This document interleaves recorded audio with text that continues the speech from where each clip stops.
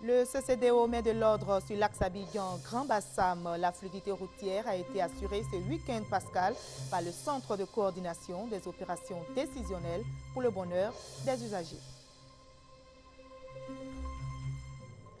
Les artisans et les tisserands de Ouaragnéné dans la région de Korogo disent non aux grossesses précoces.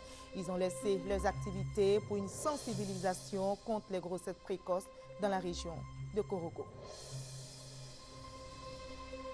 Redevenir le plus rapidement possible autonome pour faire face aux islamistes dans le nord Mali. Les soldats maliens vont pour cela être formés par des formateurs européens. La formation a débuté aujourd'hui. Bonjour à tous, merci de choisir le journal de RTI 1 pour vous informer. Vous l'avez certainement remarqué, le week-end est en période de fête. Le trafic est dense sur l'axe Abidjan-Grand Bassam, ce qui crée d'énormes embouteillages. Mais ce week-end pascal, le CCDO, le Centre de coordination des opérations décisionnelles déployé sur cet axe, a pu soulager les usagers en régulant la circulation. Mamadou Kouassi. Difficile ce lundi de Pâques de se rendre dans la ville balnéaire de Grand Bassam à partir de la commune de Port-Boué ou encore d'effectuer le mouvement contraire. Des embouteillages créant parfois des pannes et des accidents. Une situation due à l'indiscipline des automobilistes. Au maître de l'ordre, la police nationale, le Centre de coordination des décisions opérationnelles CCDO, unité d'élite, mène une opération de sécurisation des fluidités de l'axe Abidjan-Bassam. Résultat, aucun incident déclaré mais plusieurs centaines d'automobilistes verbalisés pour le non-respect du code de la route. On a constaté depuis un certain moment que tous les week-ends, il y a un très grand nombre de véhicules qui empruntent cette voie. Et les gens conduisent et se parquent de manière très anarchique et avec beaucoup d'accidents. Aujourd'hui, nous sommes là pour non seulement fluidifier la circulation, mais sanctionner aussi ceux qui ne respectent pas le code de la route. C'est une opération qui va perdurer tous les week-ends jusqu'à ce que les usagers de la route comprennent que nous devons tous respecter le code de la route. En nous incluant aussi nos frères d'armes, des forces de l'ordre, qui se permettent de rouler en sens inverse, de faire tout ce qu'ils veulent. Tout cela, nous leur demandons de suivre et de respecter le code de la route s'ils ne sont pas dans une procédure d'urgence. Si l'opération n'est pas appréciée par certains automobilistes indélicats, elle aurait permis après plusieurs heures de retrouver la fluidité sur l'axe Abidjan-Bassam et a permis également aux milliers d'Ivoiriens de passer de bons moments de fête sur les plages. La sécurité des usagers sur les routes préoccupe aussi l'OSER. L'Office de sécurité routière a ciblé des tronçons considérés comme dangereux. Et pour venir à bout des accidents sur ces tronçons, dans le district d'Abidjan notamment, l'OSER a installé des délinéateurs solaires de guidage. Illustration dans ce reportage signé Chantal Akanda. Les accidents de la route continuent de faire de nombreux morts. Pour faire face à cette situation, l'OSER, Office de sécurité routière, a initié une série d'actions dont l'objectif est d'agir sur les facteurs humains et ceux liés à la route et son environnement. Un projet est donc initié par l'OSER qui entend contribuer à la sécurisation de la circulation sur certains tronçons dangereux du réseau routier à Abidjan et à l'intérieur du pays. En ce qui concerne le délinéateur de guidage, il s'agit de les implanter dans les virages dangereux de telle manière que la nuit, puisque ce sont des délinéateurs solaires, la journée ils sont chargés et la nuit ils éclairent. Et ça donne une sorte de balise au niveau de la section de la route où le délinéateur est installé. De telle manière que l'automobiliste ait plus de visibilité lorsqu'il négocie son virage. D'un coût d'environ 20 millions de francs CFA, ce projet pilote initié dans le cadre des actions de renforcement de la sécurité des usagers de la route prend en compte l'implantation de délinéateurs solaires de guidage dans la commune de Cocody et l'installation de 4 ralentisseurs de vitesse dans le village d'Assouba à l'entrée d'Aboisseau. Ces ralentisseurs ont pour rôle d'amener les usagers à respecter la limitation de vitesse. Lorsque vous abordez un village, vous constatez que la route est équipée de panneaux de signalisation, des panneaux de limitation à 55 km à l'heure et puis des panneaux qui indiquent des dangers liés à la traversée des piétons. Le panneau seul ne suffit pas. Il faut donc envisager de renforcer effectivement ce que le panneau veut transmettre comme message. Et ce sont les ralentisseurs de vitesse que les usagers semblent mieux comprendre. Signalons que sur nos routes, On déplore en moyenne 6 000 accidents qui font 600 tués et plus de 11 000 blessés. Direction Boaké, dans la région de Gbeke, où l'association des démobilisés de Côte d'Ivoire est en pleine activité. Elle vient de procéder à la précollecte des armes de ses membres. 125 combattants au total retenus pour intégrer les douanes ivoiriennes ont déposé les armes. Et le reportage est de Kader Sogodogo, commenté par Charles Tatou. Ils sont au nombre de 125 ex-combattants recrutés à la douane qui ont déposé les armes dans le cadre de l'opération de désarmement, démobilisation et réintégration pour se consacrer au développement du pays. J'insiste tous mes camarades qui détiennent encore des armes de venir déposer. La guerre est finie, donc je pense qu'on n'a pas besoin encore de ces armes-là. Actuellement, il faut que les bailleurs de fonds vraiment viennent investir dans le pays. Et pour cela, il faut que vraiment le désarmement soit total et que vraiment la confiance puisse être installée. Ces armes ont été réceptionnées par le président de l'association des démobilisés de Côte d'Ivoire, ADECI, sous la supervision de l'autorité de désarmement, de démobilisation et de réintégration ADDR. Une action appréciée à sa juste valeur. On a tenu à bien faire cette opération pour que les autres projets à venir, nous puissions en bénéficier. Donc il s'agit de collecter les armes pour le désarmement. Ces opérations de désarmement se feront par étapes et vont s'étendre à tous les ex-combattants sur l'ensemble du territoire. Elles répondent à la politique de sécurisation et de pacification du pays entreprise par le gouvernement en vue de rassurer les populations et les investisseurs.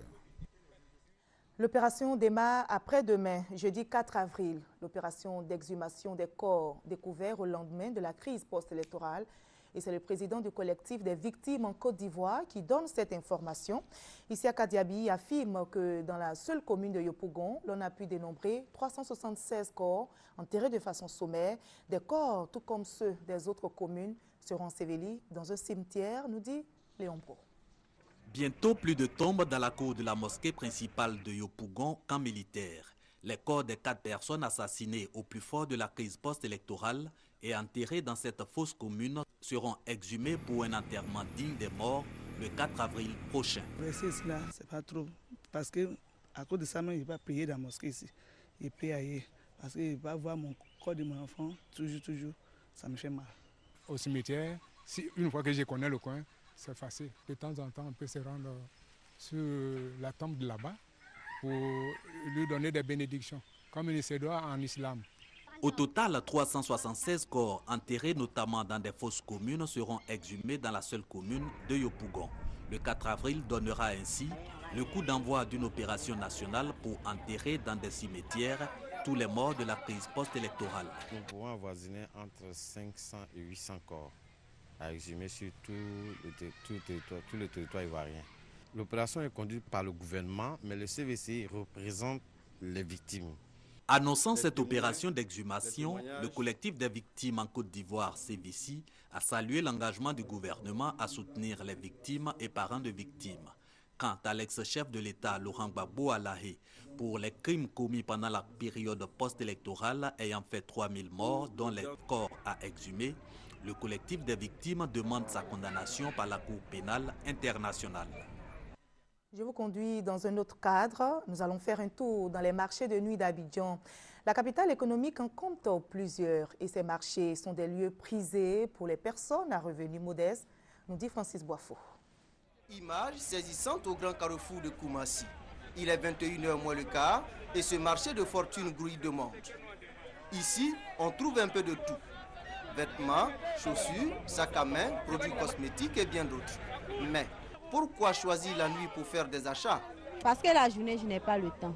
Et puis, dans la nuit, ici aussi, c'est moins cher. Moins cher, d'accord, mais prudence d'abord, au risque de tout perdre. Pendant que je marchandais un article, il y a quelqu'un qui est passé derrière moi et il a ouvert mon sac. N'eût été ma vigilance, je serais parti avec mes portables. Cela dit, le marché de nuit du grand carrefour de Koumassi est une véritable opportunité d'affaires pour les commerçants. Ici, on ne peut pas vendre cher comme dans les magasins. Quand tu payes quelque chose à 1000 francs, tu peux le revendre à 1500 ou bien 2000. Donc on peut dire que ça va, on gagne. À côté des gains financiers, des difficultés surtout en saison de pluie. Donc quand il pleut, on ramasse sa marchandise et puis bon, on va chercher un abri. Et quand la pluie cesse, on revient Mais on fait encore des entretiens sur la marchandise. Ça nous fait perdre beaucoup d'argent. Contrairement au marché de nuit du Grand Carrefour de Koumassi, celui de Port-Boué a été autorisé par les responsables de la commune. Bon, l'étalage à l'intérieur se lève à 150 et les vendeurs de poulet à 200 francs. Le marché de nuit de Port-Boué offre des produits alimentaires variés. C'est même un lieu de restauration pour certaines personnes. Je viens de temps en temps quand madame n'a pas préparé à la maison parce qu'elle aussi n'a pas le temps, elle travaille les nuits. Mabordio Ouattara est vendeuse. Approchée, elle fait le point entre les ventes de la journée et celles de la nuit. Ça ne marche pas la journée, mais c'est le soir, ça donne très bien. Jusqu'à 0h, je suis pointée. Tant que ça marche, je suis là. Les marchés de nuit, l'on en trouve dans presque toutes les communes du district d'Abidjan. Ils poussent comme des champignons. Ils présentent des avantages pour des personnes à revenus modestes et celles qui n'ont pas le temps de faire les courses dans la journée. Malheureusement, beaucoup de ces marchés ne sont pas sécurisés. Et l'appel devrait être attendu pour les usagers qui fréquentent donc ces différents marchés. Les artisans et les tisserands de Ouaragnéné dans la région de Korogo disent non aux grossesses précoces. Pour une fois, ils ont décidé de laisser de côté leurs activités pour une autre action, la campagne de sensibilisation contre les grossesses précoces dans la région de Korogo. Soro Corona de Rassoba Larsen. Selon les données du ministère de la Santé et de la lutte contre le sida en Côte d'Ivoire, 28% des jeunes entrent en activité sexuelle entre 13 et 17 ans. 22% des filles contractent dans cette tranche d'âge leur première grossesse. À Ouaragnéné, dans la région de Korogo, les chiffres sont largement supérieurs à la moyenne nationale. Dans ce village de tisserands et d'artisans, on estime à 39% le taux de grossesse précoce. Face à ces chiffres alarmants, l'association des jeunes de ce village mène des actions sur le terrain. À partir d'aujourd'hui, à partir de la sensibilisation nous allons organiser des groupes au niveau de l'association, puisque l'association, il y a un grand nombre de jeunes. On va retrouver des jeunes pour sensibiliser les gens de cours de quartier en quartier. Soutenue par l'ONG Search for Common Ground, cette association a initié une sensibilisation de proximité pour mieux échanger avec les populations cibles sur les dangers auxquels elles s'exposent. Ces jeunes filles ont bien perçu le message. Un enfant de 14 ans fait un bébé, c'est un enfant qui a fait enfant. Et mon garçon a fait rapport sexuel, je lui dis de se protéger. Il refuse, moi aussi. Ces séances de sensibilisation vont s'étendre sur un mois. Cette association entend amener les filles de ce village à comprendre la nécessité d'atteindre l'âge de la majorité avant de prendre leur première grossesse. Nombreuses sont les filles qui portent les grossesses précoces dans les villages et campagnes du pays. Cet état des faits compromet l'avenir de cette jeunesse. La Fédération nationale des établissements privés laïcs de Côte d'Ivoire appelle à l'aide. La FENEPLACI, qui vient de faire son bilan pour l'année 2012, demande de l'aide à l'État pour faire face à ces difficultés financières. Landry Ponou, explication. En décidant de se rencontrer en cette fin de semaine au siège de leur fédération, les acteurs majeurs des établissements privés laïcs de Côte d'Ivoire avaient deux préoccupations. D'une part, échanger sur la vie de l'école depuis l'année scolaire écoulée jusqu'à l'actualité récente, et d'autre part, rappeler à l'État de Côte d'Ivoire ses engagements envers les fondateurs d'écoles. Sur le deuxième chapitre, la Fédération des établissements privés laïcs de Côte d'Ivoire, la FENEPLACI, demande avec insistance aux autorités compétentes de l'aider à sauver l'année en cours et partant à sauver l'école. L'appel à lancer, c'est d'abord en direction de nos pairs, pour leur dire que leur bureau fédéral est au travail. Nous sommes en contact avec les autorités. Maintenant, en ce qui concerne les autorités elles-mêmes, nous leur demandons tout simplement de respecter leurs propres engagements. Les établissements privés laïcs d'enseignement général et technique, ce sont aujourd'hui plus de 34 000 travailleurs, 610 000 élèves pour environ 1800 écoles. En bref, le gouvernement vient de répondre à une autre revendication des syndicalistes du secteur éducation-formation. Selon le ministère de l'Éducation nationale et de l'enseignement technique, le Trésor public a décaissé 140 millions de francs CFA en vue du paiement d'une échéance de la dotation en carburant de 875 conseillers pédagogiques. Et on va refermer la page éducation avec de la littérature. C'est au lycée Nembo de Boaké que je vous conduis. Le lycée a organisé une journée du livre. L'objectif est clair, donner le goût de la lecture aux élèves. Ouattara Madou, Walter Kwadjokwame. Comment amener les élèves à s'intéresser à la lecture? C'est cette équation que tente de résoudre le proviseur du lycée moderne de Nembo.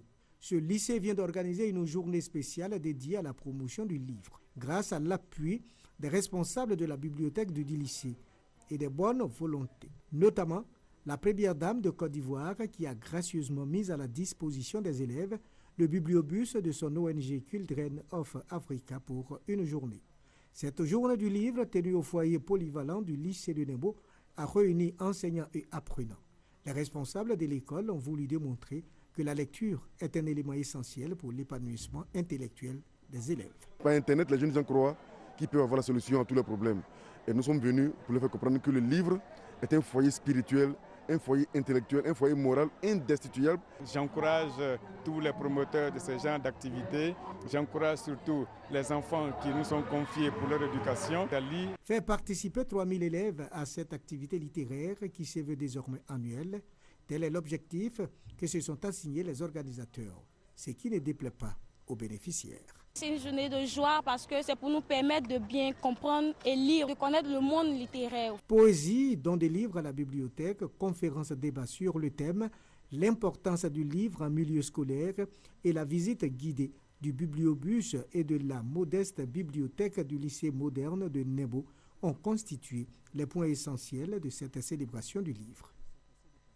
On passe à l'agriculture avec cette question. Comment la recherche peut-elle contribuer à la durabilité de l'agriculture en Côte d'Ivoire? Il est de plus en plus question de promouvoir le partenariat public-privé pour répondre justement à cette préoccupation, nous dit Noël Niagno. Flocons d'igname, de bananes, de patates douces, de manioc, de haricots, poudre d'oignon, de bissap et bien d'autres. Des réponses appropriées à la problématique de la conservation des produits vivriers. Une usine pour la transformation de ces produits. Au niveau des produits de rente, le cacao et le café, principalement. En culture de serre pour expérimenter de nouvelles variétés plus performantes. Tout cela, visité et exposé sous le regard admiratif du ministre de l'Agriculture. Une double réponse à ses préoccupations pour le secteur agricole. On peut développer l'agriculture par l'industrialisation sans pour autant en faire une matière qui ne distribue pas suffisamment de la richesse. On peut avoir une intégration harmonieuse entre l'industrialisation de l'agriculture et puis ce qu'on appelle les petits producteurs. Donc, le deuxième enseignement, c'est que nous sommes convaincus qu'il ne peut pas avoir de développement de l'agriculture sans développement de la chaîne de valeur. Je vais demander à mes collaborateurs de se rapprocher donc, des techniciens de Nestlé pour que nous voyons à quel niveau ils auront besoin de l'État et nous aussi nous allons voir à quel niveau nous avons besoin d'eux parce que la finalité c'est d'amener nos braves paysans à produire et à vivre décemment de leur métier d'agriculteur. Le groupe Nestlé, propriétaire de ce centre expérimental régional, pense à travers cette action déplacer les résultats de la recherche vers le côté pratique. Pour les 10 prochaines années, la distribution de 12 millions de plantes de cacao et de 27 millions de plantes de café. Mais il ne s'agit pas seulement de plantes, il s'agit aussi de former les paysans, il s'agit de les aider à s'organiser à travers les coopératives. Et notre programme va beaucoup plus loin, il a construit aussi une quarantaine d'écoles sur l'ensemble du territoire. Finalité de cette démarche, participer à la durabilité de l'agriculture, le moteur de l'économie ivoirienne pour encore 20 ans, dit-on. La NADER à Daloa vient de faire son bilan. Pour l'année 2013, la NADER axe son programme sur l'accroissement du rendement et la productivité des cultures pérennes et vivrières. Thérèse Tapeyoboué pour plus de détails. La zone NADER de Daloa couvre les départements de Daloa et de Zoukougbe. Cette zone, au titre de l'année écoulée, a obtenu un résultat positif en termes d'encadrement et de suivi du monde paysan malgré les difficultés dues à la crise post-électorale. Pour 2013, les responsables de la zone NADER de Daloa ont pris l'engagement de mettre l'accent sur le rendement et la productivité, non seulement des spéculations pérennes que sont le café, le cacao, l'EVA, le palmier à huile, la cola, mais aussi sur les cultures vivrières que sont le riz, le maïs, la banane plantain, l'igname, le manioc, les légumes. Il s'agit pour cela de contribuer à assurer la sécurité alimentaire des populations telle que souhaitée par le gouvernement. En matière de production animale et halieutique, des programmes et autres projets seront également développés selon le chef de zone, et ce, pour l'intensification de l'élevage et pour l'amélioration des techniques des éleveurs, tant au niveau des filières traditionnelles concernant les bovins, ovins, caprins, qu'au niveau de la volaille, du porc, du lapin, de l'escargot et du poisson, dans l'optique d'une sécurité alimentaire équilibrée. Dans la région de Soubré, plus d'une trentaine d'ONG et organisations non gouvernementales ont décidé de mettre de l'ordre dans leur méthode de travail. Ces ONG se sont fixées comme objectif d'améliorer leurs prestations dans le cadre de l'action humanitaire. Eugène Atoubé.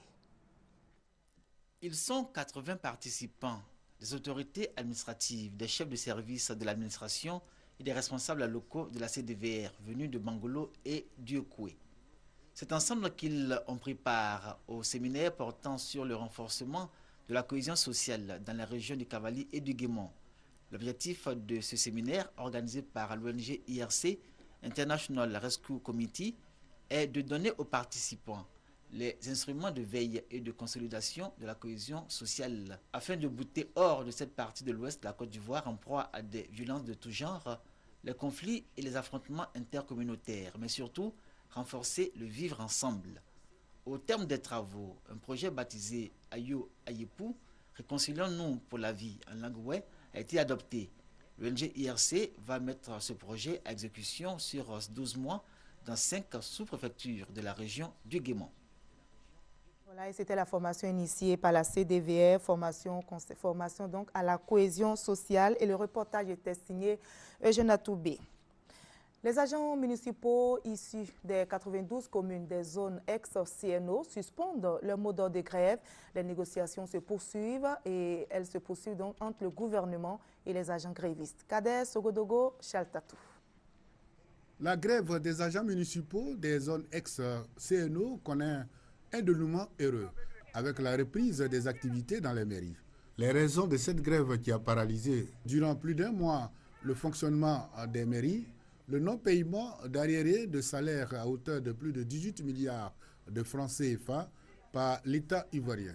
Suite à la promesse du gouvernement d'examiner très bientôt cette préoccupation, les agents municipaux ont repris le service. Le mouvement pour la défense des droits des agents municipaux de Côte d'Ivoire,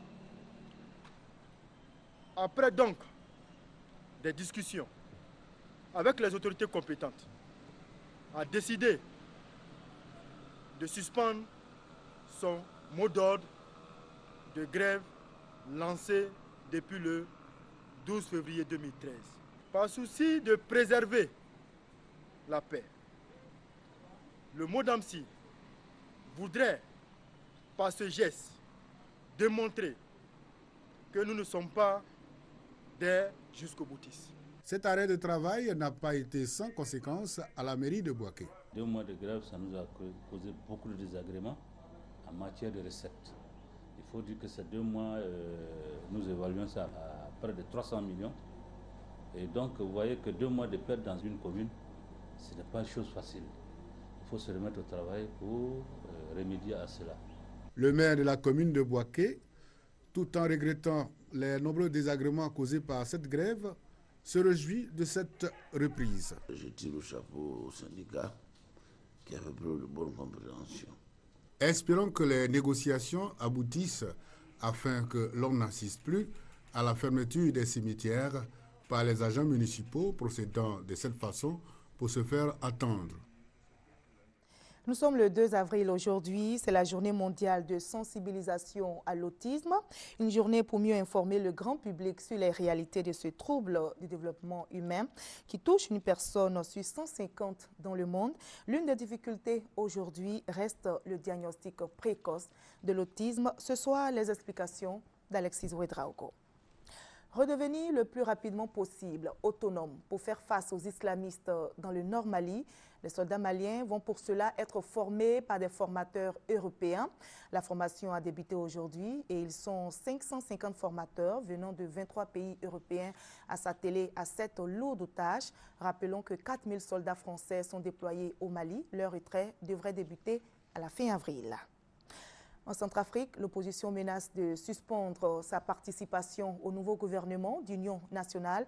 Elle regrette ce qu'elle qualifie de manque de consultation lors de la formation de la nouvelle équipe gouvernementale.